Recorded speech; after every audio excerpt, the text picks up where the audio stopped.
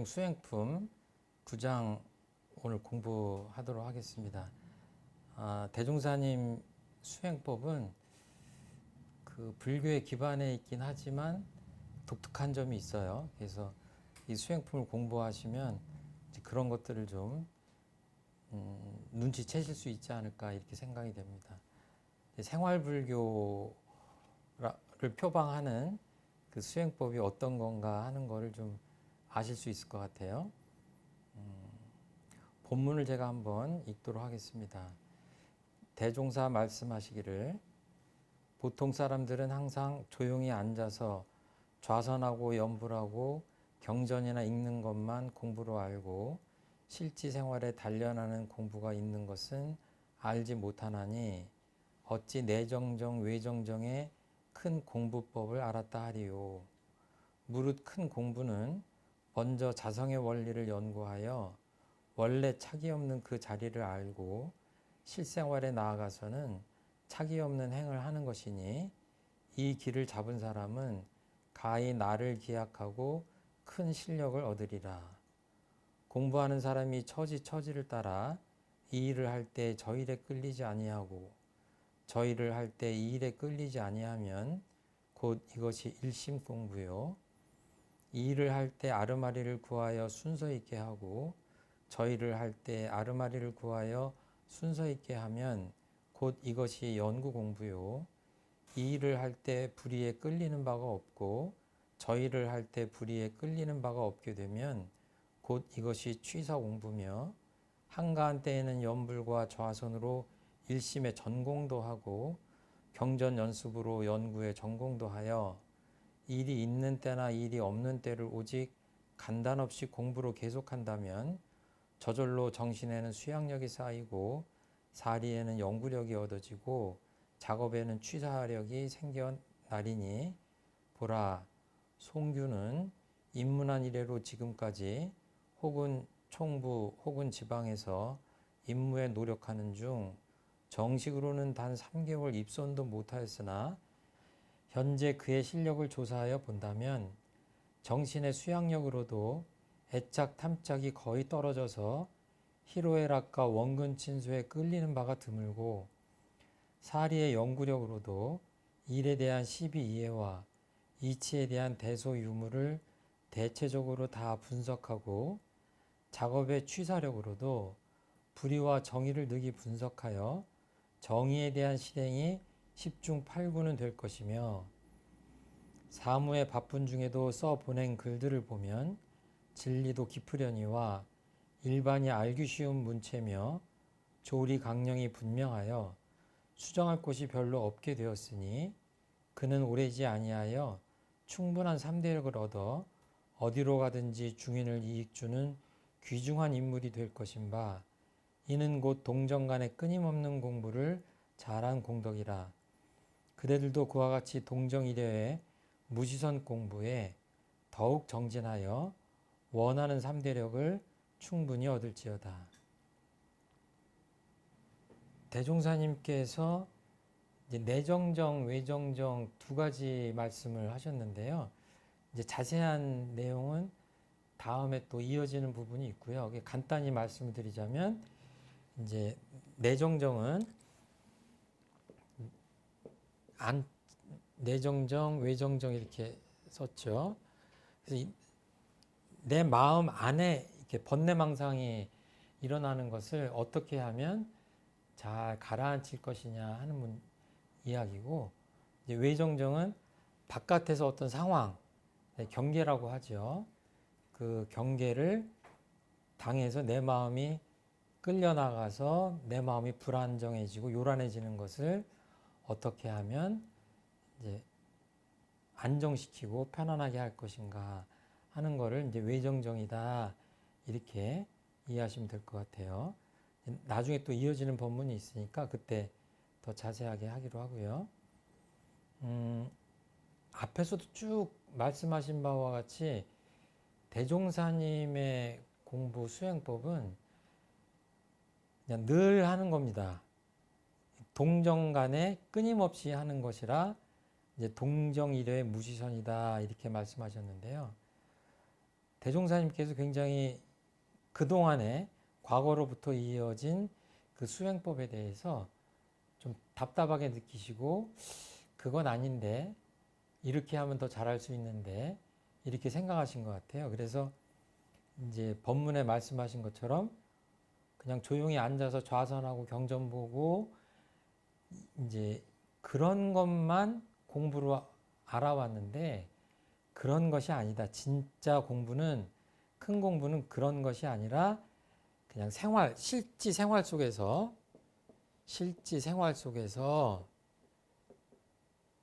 할 수 있는 수행이어야 된다. 수행이나 공부나 같은 말이죠. 그래서 원불교를 생활불교다, 생활종교다 하는 그 까닭을 알 수가 있는 법문이죠. 우리가 수행을 하고 공부를 한다고 하는 것은 이 생활에 뭔가 유익을 주기 위해서 생활을 잘하기 위해서 하는 거기 때문에 논리적으로 보면 생활을 떠나서 수행을 하면 생활을 할 때 활용하기가 쉽지 않다는 것을 알 수 있죠. 그러니까 실지 생활에서 수행을 해야 어디에 쓸 수 있다? 실지 생활에 응용해서 활용해서 쓸 수 있다. 이렇게 보시면 되죠. 그러니까 이 실지 생활에서 일이 있으나 없으나 하는 수행을 이제 무시선법이다. 동정간에 하는 마음 공부다. 이렇게 보시면 될 것 같아요. 그러니까 이제 재미있는 예를 하나 들자면 우리나라 양궁 선수들은 올림픽에 나가기만 하면 그냥 동메달부터 쫙 전 종목을 휩쓸잖아요. 근데 그 이유는 왜 그럴까요? 제가 보기에는 외국 팀들도 이제 한국 양궁 선수들이 하는 훈련법을 이제 배워서 따라하고는 있지만, 어느 정도로 우리 선수들이 훈련을 하냐면, 통상적으로, 기본적으로 하는 훈련 말고, 아주 시끄러운 축구장 관중들이 수만 명씩 모여있는 그런 축구장에서 그냥 소음이 가득한 곳에서 슈팅한다고 그러죠. 활을 쏘는 그런 연습을 하기도 하고, 또는 강가에 가서 강바람을 맞으면서 그 불규칙한 바람이 부는 가운데 어떻게 활을 잘 쏴야 될지를 단련한다. 이제 그런 소개하는 말을 제가 들은 적이 있는데요. 우리식으로 표현한다면 천만 경계를 일부러 만드는 것이죠. 그러니까 불안하고 화를 쏠 수 없게 제 실력을 발휘할 수 없게 만드는 그런 경계를 일부러 만들어서 거기에서 단련을 하는 것이죠. 그러니까 어떻게 보면 우리 공부가 실지 생활에서 여러 가지 속도 상하고 여러 가지 예상치 못한 경계도 만나고 하는 그런 실지 생활에서 수행을 하는 거나 양궁 선수들이 천만 경계를 일부러 만들어 놓고 거기서 슈팅 연습을 하는 거나 같다. 이렇게 보시면 될 것 같아요.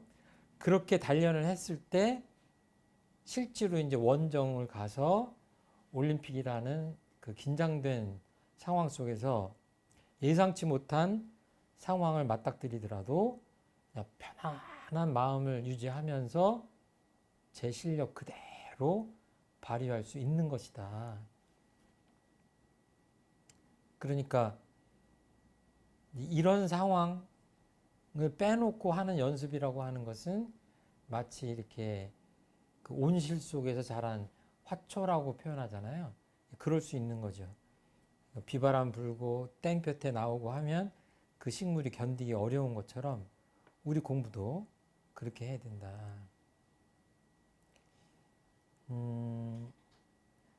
일이 없을 때 정신수양 공부가 내정정이라면 이제 외정정은 동하는 경계를 당할 때에 이제 취사 우선으로 하는 공부라고 할 수 있습니다. 그래서 이런 관점에서 보자면 과거의 수행은 일이 없을 때 내정정에 치우친 수행을 한 게 아니냐 이렇게 볼 수 있어요. 그래서 제가 어떤 그 기사를 접하다 보면 그런 얘기가 있어요. 그 아시아계 승려분들 중에 공부를 수도를 잘해서 법력이 높은 분들이 그 미국이나 유럽 같은데 요즘 그 불교에 대한 그 관심이 높아져 가지고 이제 그런 데 가서 이제 교화를 하는 그 이야기를 들은 경우가 있는데요. 그런데 문제는 뭐냐면 그분들 중에 어떤 분들은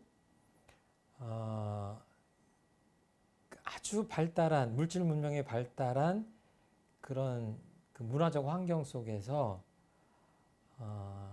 그 청정심을 유지하지 못하고 이렇게 좀 혼탁해지거나 뭐 그래서 결국은 뭐 환속을 하거나 또는 뭐 좀 뭐 범죄를 저지르거나 그런 경우도 있다. 이제 이런 그 기사를 접했는데요.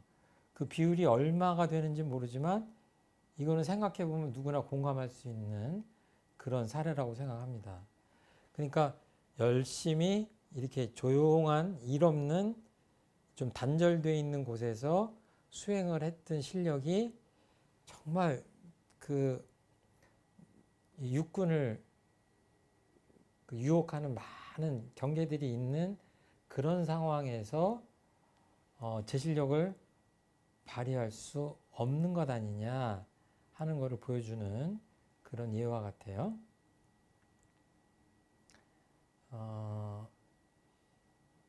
그러니까 일이 있든 없든 흔들리지 않는 실력을 갖추려면 언제든지 이 사막 병진을 하는 수행을 할 필요가 있다. 이렇게 이해하시면 될 것 같아요. 대종사님의 공부는 그런 것이다. 또 여기 보면은 대종사님께서 큰 공부는 먼저 자성의 원리를 연구하여 원래 착이 없는 그 자리를 알고 실생활에 나아가서는 착이 없는 행을 하는 것이니 이렇게 말씀하셨거든요. 그래서 큰 공부란 진리에 바탕한 공부다 이렇게 보시면 될 것 같아요. 그러니까 열심히 공부를 하는 것도 중요하지만 진리에 바탕한 공부다. 그리고 이제 자성의 원리, 그러니까 우리 성품이라고 그러죠. 내 성품의 준말이 자성이죠. 쉽게 얘기하면 내 마음의 근본 자리, 내 마음이 나오는 자리, 이 자성의 원리는 착이 없는 그 자리라고 지금 표현을 하십니다. 그러니까 원래 자유한 자리다. 자유로운 자리다. 우리가 부자유하다고 하는 것은 진정한 마음의 고향자리를 못 봤기 때문에 부자유를 느끼고 그 구속스러운 삶을 살아간다 이렇게 보시면 될 것 같아요. 여러 가지로 설명할 수 있지만 가장 대표적인 표현은 마음의 자유를 얻기 위한 것이다. 이건 뭐냐면 마음의 자유와 반대되는 거는 뭐냐면 마음이 어디에 딱 달라붙는 거죠. 부자유죠, 부자유. 부자유인데 부자유 정도가 아니라 어디에 착하고 달라붙는 겁니다. 그래서 욕심에 달라붙으면 탐착, 애착, 원망심이면 원착 이렇게 표현하죠. 그래서 옛날에 유명한 그 법정 스님께서 무소유를 말씀하셨죠. 무소유. 마음이 자유로우려면 욕심을 버리고 소유를 조촐히 해라. 소유하지 말아라. 집착하지 말란 얘기거든요. 욕심이 도를 넘어가면 적당한 의식주는 우리가 수용해야 되겠지만 도를 넘어가는 거는 욕심 때문에 그렇고 그 욕심 때문에 착심 때문에 고통을 받는다고 말씀하신 거예요. 그냥 괜히 무소유를 하라고 하는 게 아니라 마음의 자유를 얻어서 진정한 행복을 얻으려면 무소유를 해야 된다 이렇게 표현하셨는데 제가 가끔가다 생각을 하면 어떤 생각이 드냐면 대종사님은 이 성품 자체가 우리들의 본래 마음 자체가 원래 착이 없다고 그러셨거든요. 마음의 원래가 자유로운 것이다라고 보신 거예요. 없는 자유를 어디 가서 구해오는 게 아니라 착심을 떠나면 자유로운 거예요. 그러니까 무소유의 관점에서 보면 뭐예요? 이렇게 본다면 잘 들어보세요.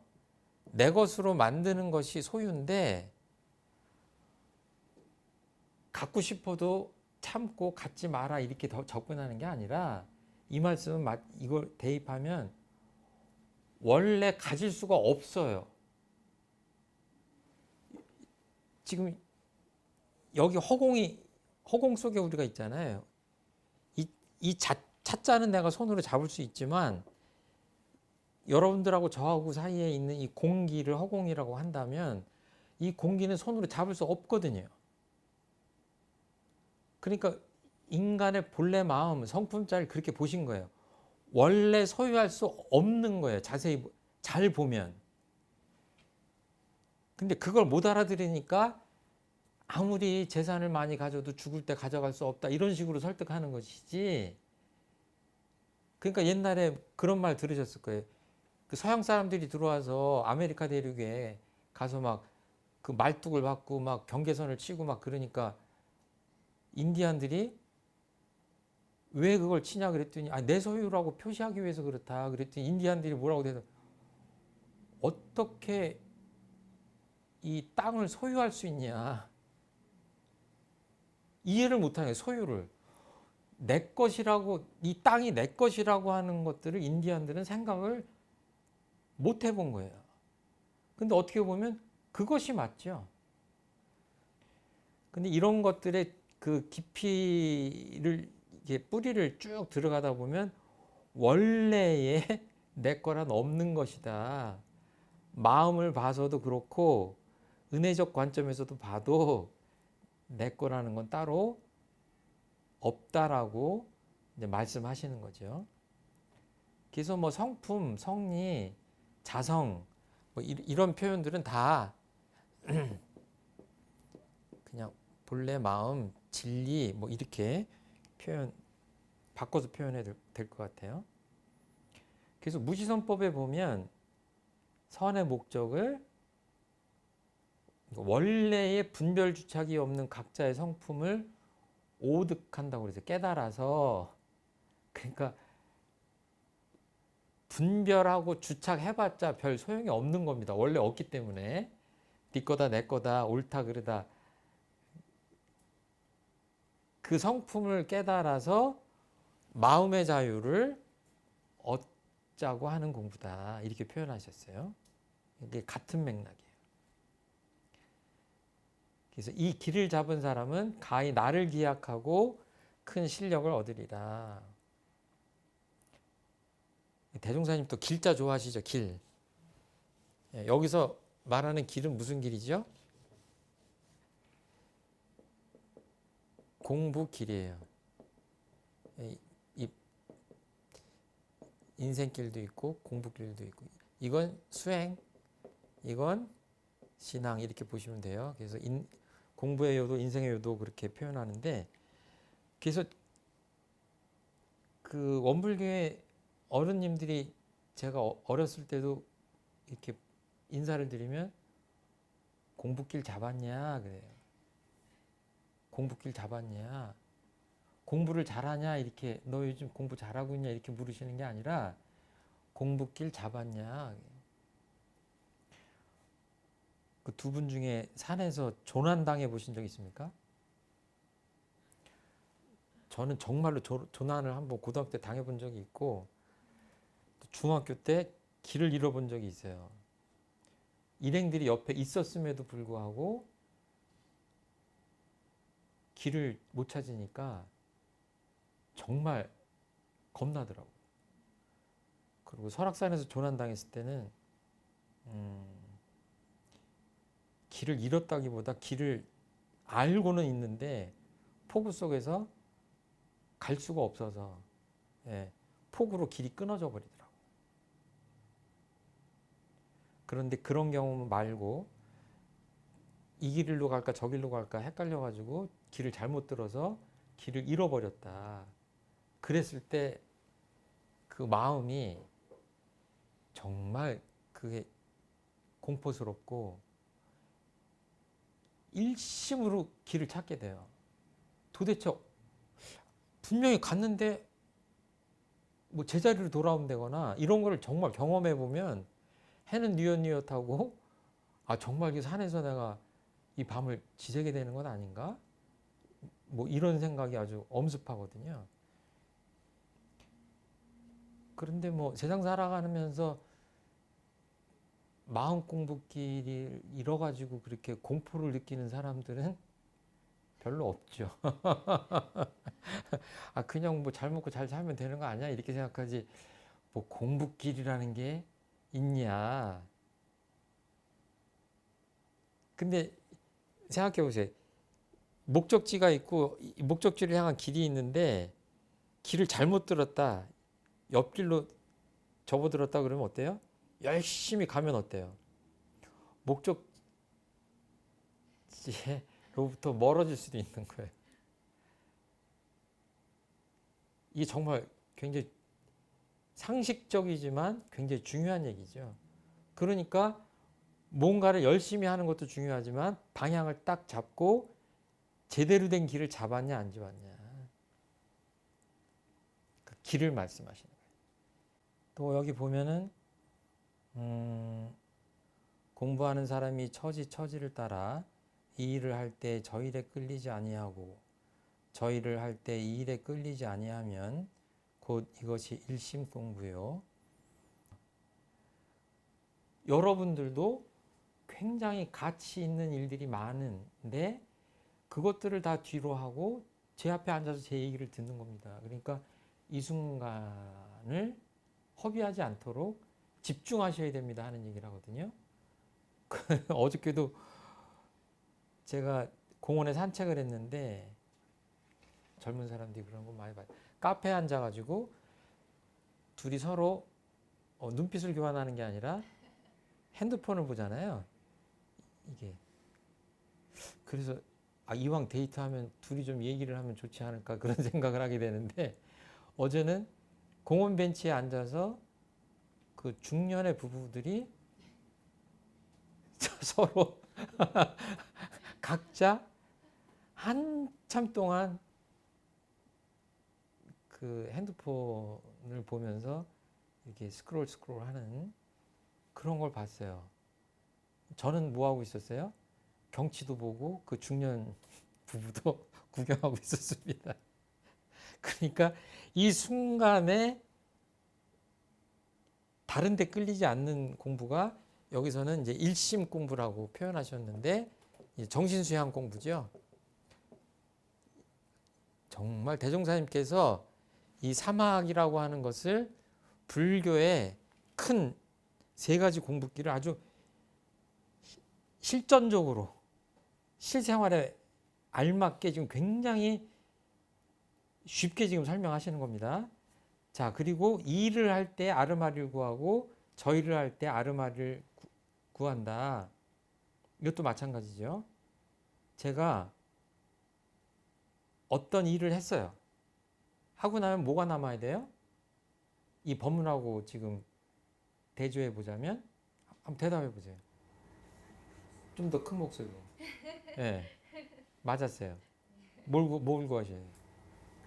아르마리. 네. 아르마리를 이 표현도 얼마나 아름답습니까? 아르마리라는 게 얼마나 아름다운 우리나라 말이에요. 예. 지식이나 지혜 이런 말도 있지만 아르마리 얼마나 쉬워요. 그러면 고양이를 키우면 고양이를 키우는 데서 어떤 아르마리를 얻어야 되는 거 아니에요.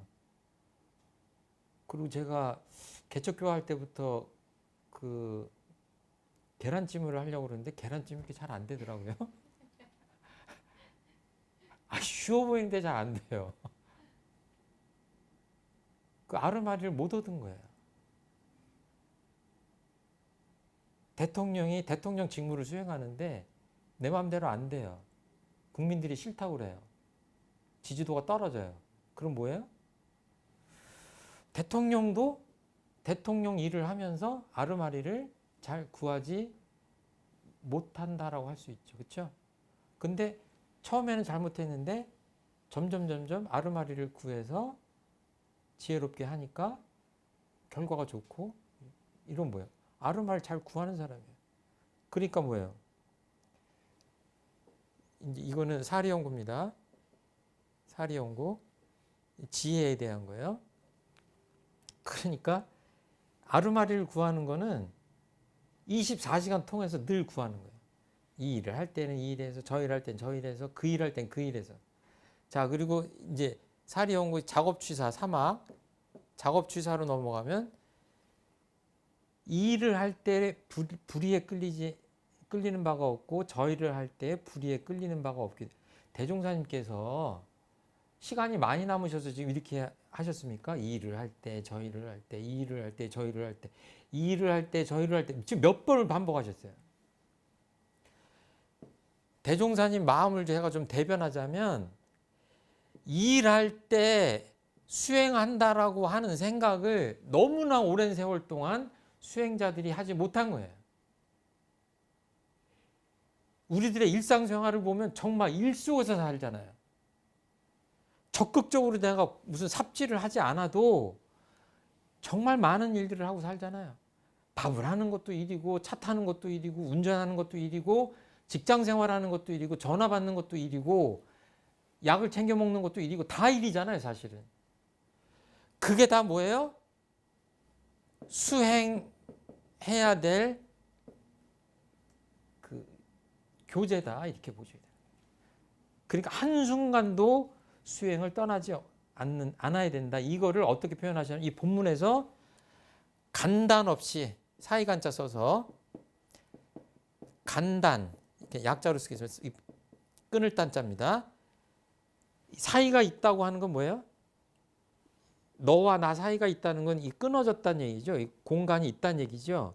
이 단자는 뭐예요? 끊어졌다는 얘기예요. 그러니까 뭐예요?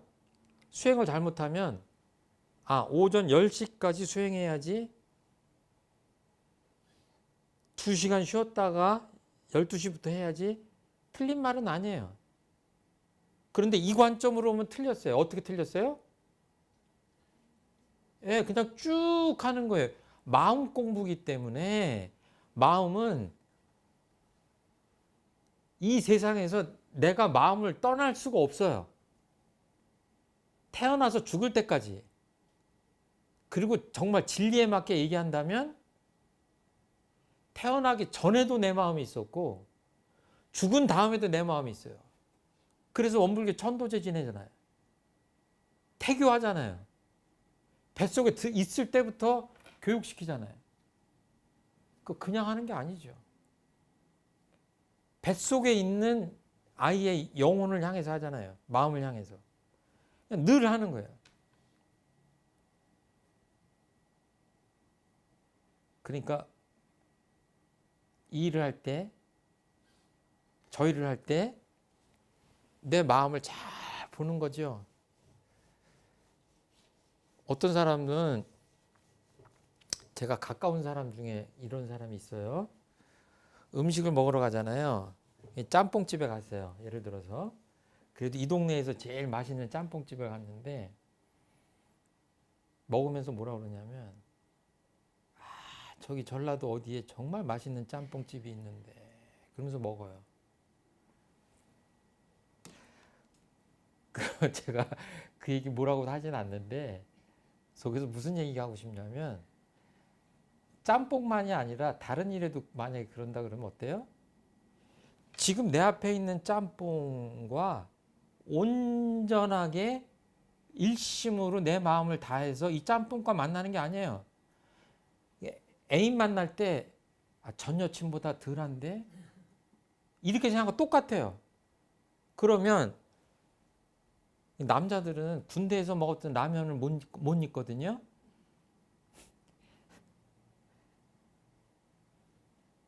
이 세상에서 내가 지금 마주하고 있는 짜장맛 짬뽕은요, 오직 하나예요.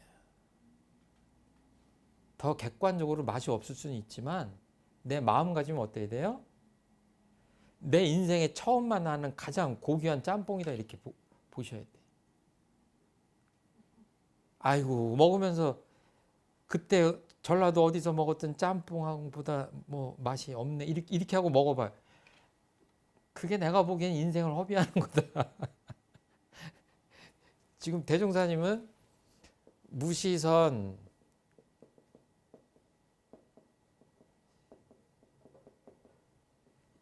무처선 이렇게 늘 말씀하시잖아요.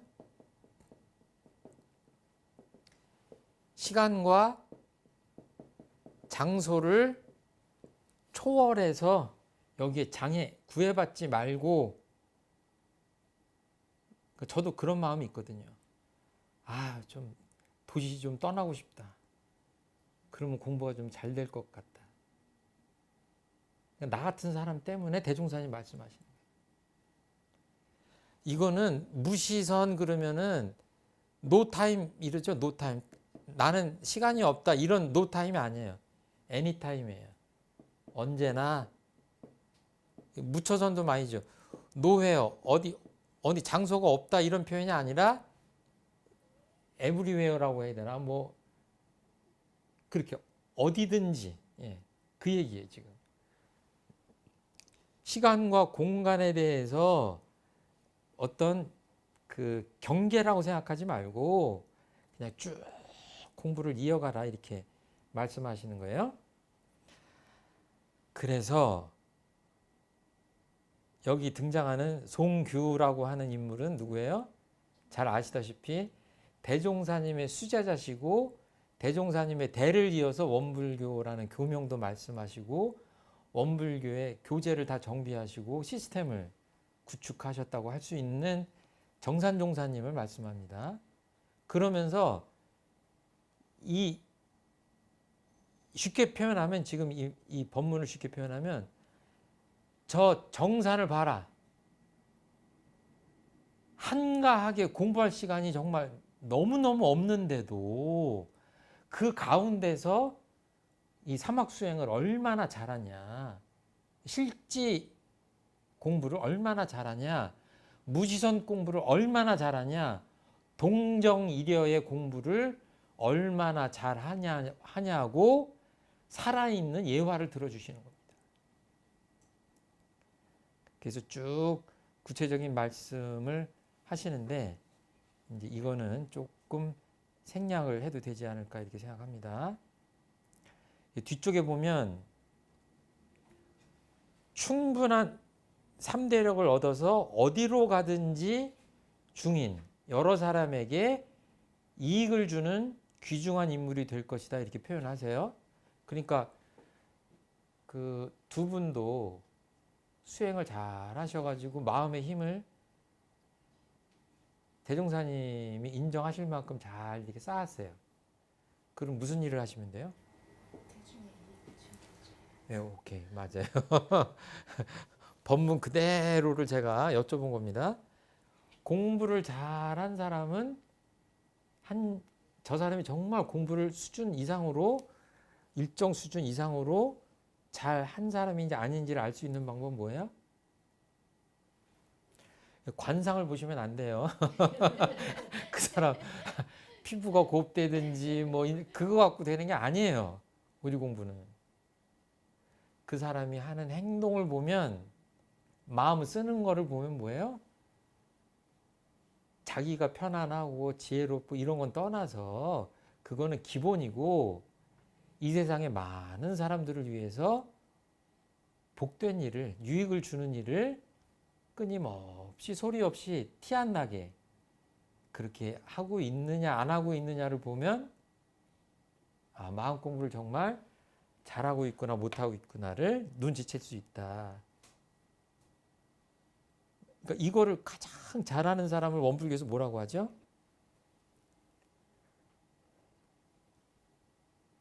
부처님이라고 그래요. 대각 열애위에 오르신 이 일을 가장 잘하는 거예요. 그러니까 어떤 아이가 계속 울어요. 근데 아이가 왜 우는 줄 몰라서 달랠 수가 없어요. 부처님 옆에 계시면 그 아이를 잘 달랠 수 있을까요? 없을까요? 저는 가장 잘 달랠 수 있다고 봐요. 왜? 그 아이의 마음을 정확히 보니까. 그리고 와이프가 삐져서 일주일 동안 얘기를 안 해요. 근데 남편이 그 원인을 모르겠어. 이유를 모르겠어. 저 인간이 왜 그러는지. 그거 알려면 어떻게 해야 돼요?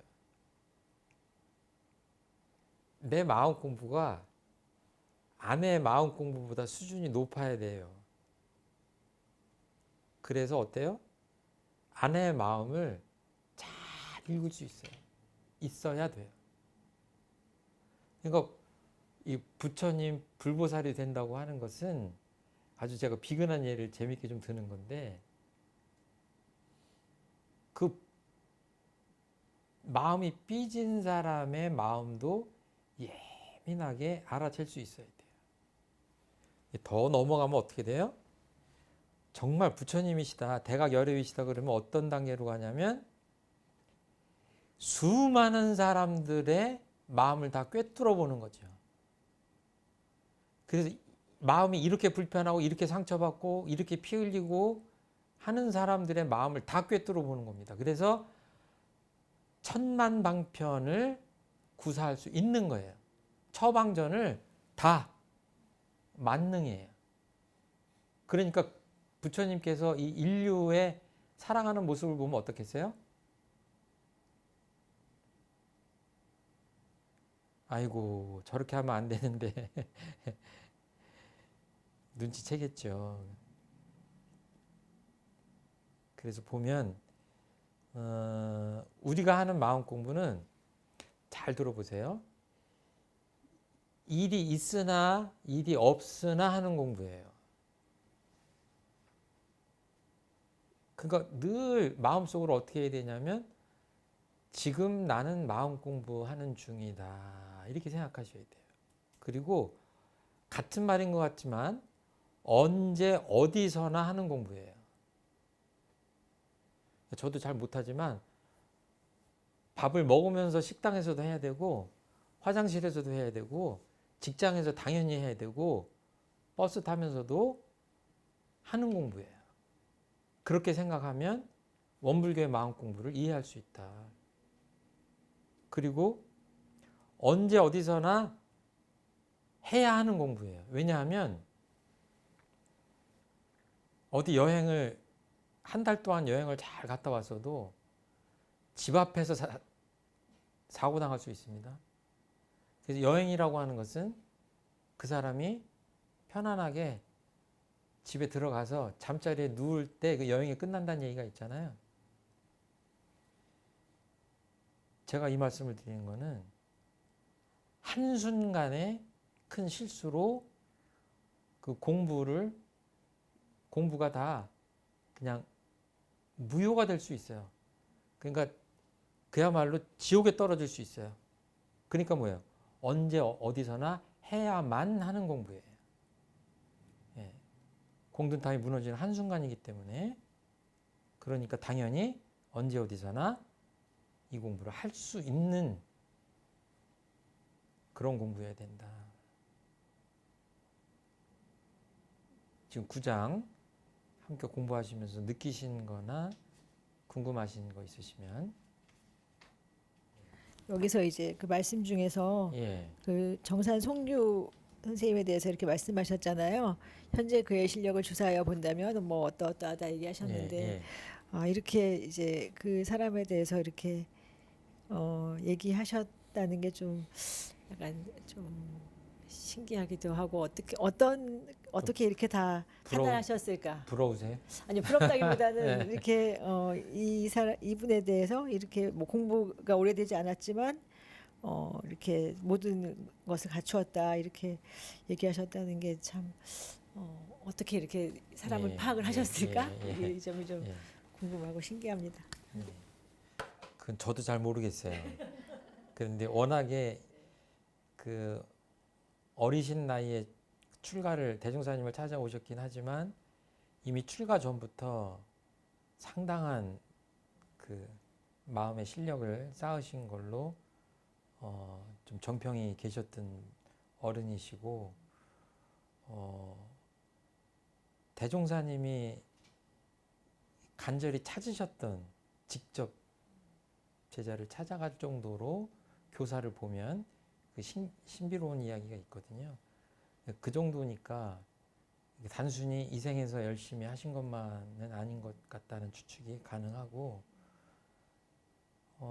그냥 합리적으로 생각하면 대종사님 말씀 그대로 실천을 하면 굉장한 과거의 수행과는 다른 엄청난 성과를 볼 수 있다 이렇게 생각하셔도 좋을 것 같아요.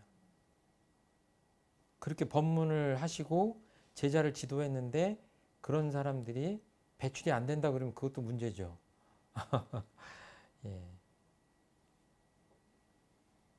이 많은 제가 한 대여섯 가지 질문을 이 책에서 했는데 이 실지 생활에서 단련하는 공부라고 표현하셨는데 이 일을 하시면서 정말로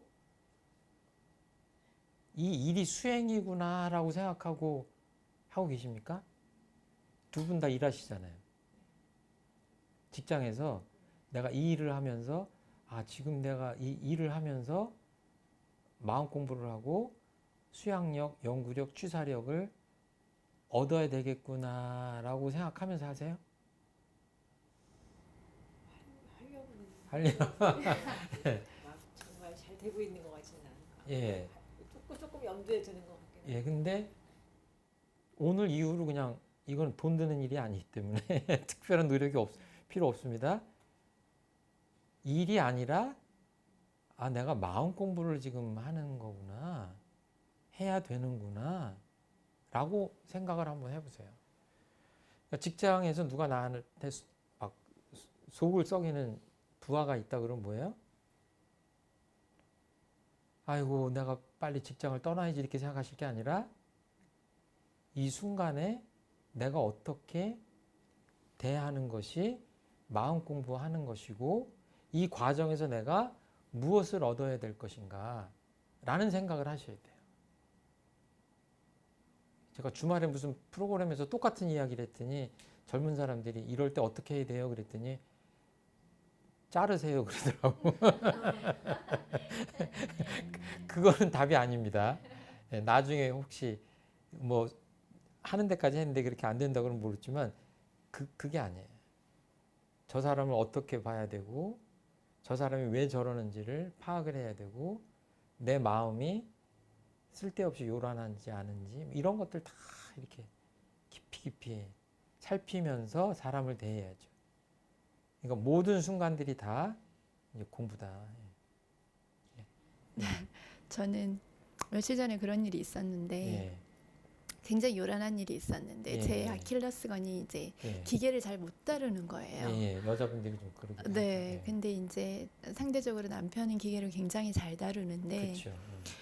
제 노트북을 세팅을 해주면서 저한테 어떤 질문을 던졌는데 제가 전혀 모르는 예, 전문 용어와 함께 저에게 이제 질문을 하는데 예, 거기에서 굉장히 당황이 되면서 저 사람이 나를 이 대답을 못했을 때 공격을 하면 어떡하나부터 시작해서 그러니까 예. 이게 부분이 히스토리가 있잖아요. 예. 그 과거의 모든 것들이 올라오면서 막 예, 이렇게 예. 복잡해지더라고요. 예, 근데 이제 그 시간을 잠깐 무마를 하고 수업하는 중에 계속 이 마음이 올라오는 거예요. 예, 이 모든 과거 상황이 올라오고 엄청 요란해지면서 예, 예. 원망하는 마음도 올라오고 막 너무 복잡해지는데 그래서 톡을 한참 써서 막 보내려다가 지우고 보내려다가 지우고 보내려다가 지우고 그런데 이게 시간이 딱 지나고 나니까 딱 마음이 딱 안정이 되면서 아 내가 요란했구나 그리고 이게 이 모든 게 내가 과거에 끌고 온 나의 생각이었구나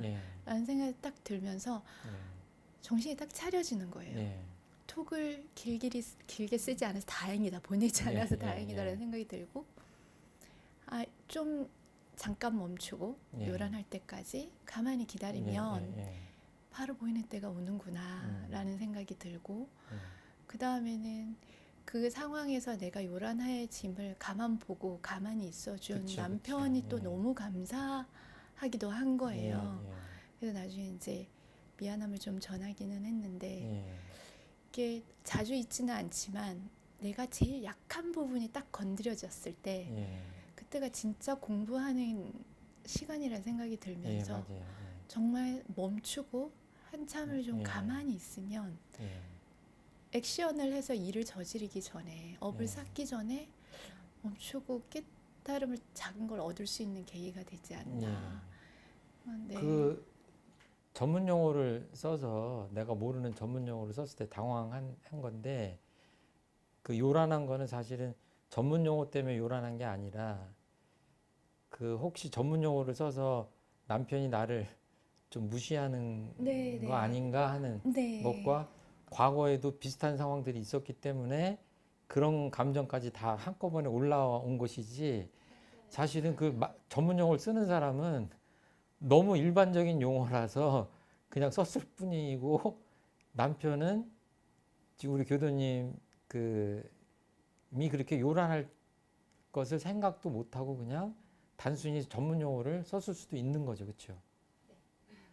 그러니까 그 다음 상황이 어떻게 되는지 궁금하긴 하는데 사실은 잘못 생각하면 혼자서 그냥 만리장성을 쌓고 그냥 그런 게 또 뭐 길게 톡을 써서 하는데 잘 생각해 보면 그 톡들이 다 별 소용이 없는 건데 나 자신의 오해에서 비롯된 건데 그런 말씀인 것 같아요.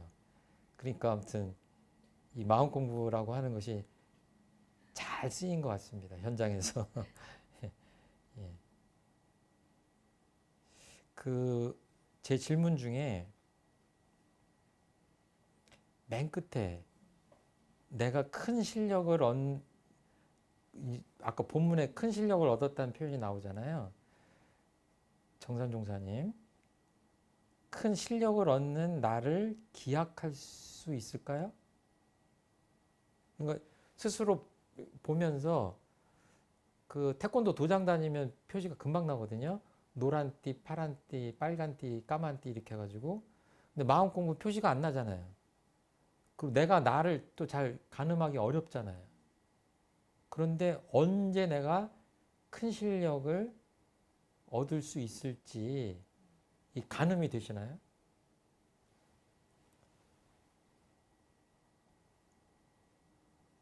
그냥 무작정 하실 거예요, 공부를. 기약 없이? 대답하기 좀 쉽지 않죠?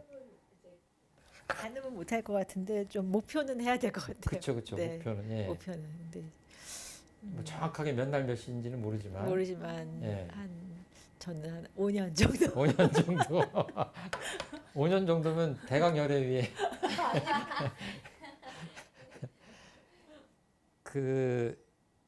이거를 얻으시려면, 이거 기약을 하려면, 답을 현명하게 지혜롭게 잘 하신 것 같아요. 뭐 몇 년 후보다도,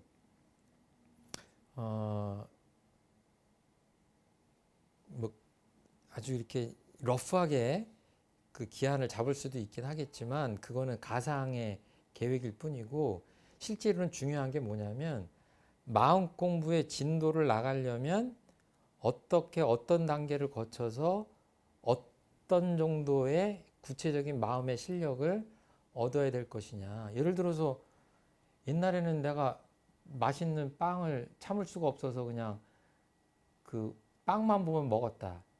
근데 빵을 먹는 것이 내 건강에 안 좋다는 것을 명심을 하고 유념을 했더니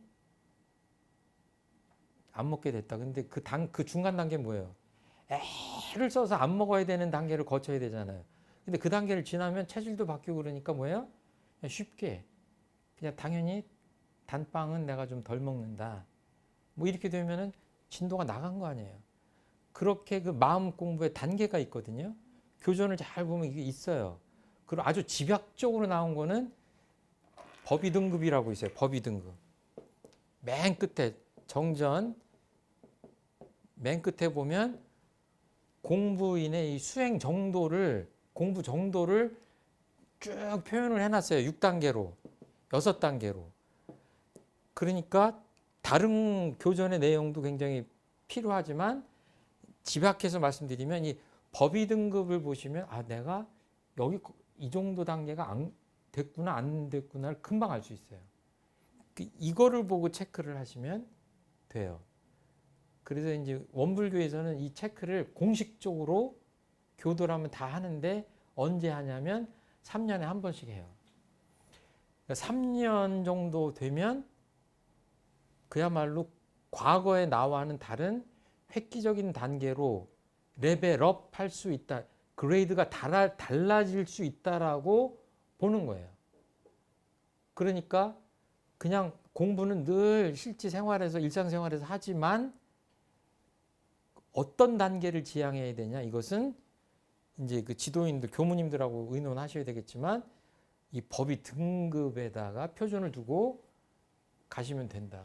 그러니까 여기서 지금 대종사님이 정산종사님한테 이 큰 실력을 얻었다 이렇게 하고 그 곧 이렇게 그렇게 될 것이다라고 말씀하시는 거는 사실은 상당한 단계를 말씀하신 거예요. 여기서 표현을 구체적으로 안 하셨지만 그래서 대종사님 주세불 대종사님의 대를 이어서 교단을 이끌 만한 그런 그 단계에 오르신 거죠. 그러니까 그냥 열심히 해야 되겠다 그러시면 안 되고 학생들 기말고사 보면 알잖아요. 그렇죠?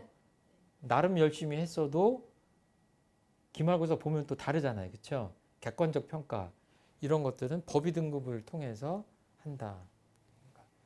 이거를 보면 나를 기약할 수 있는 것 아닌가 이렇게 그리고 큰 실력이냐 작은 실력이냐 이런 거를 가늠할 수 있다. 이렇게 이해하시면 되지 않을까 이렇게 생각합니다. 9장 공부 여기까지 할까요? 예, 여기까지 마치겠습니다. 감사합니다.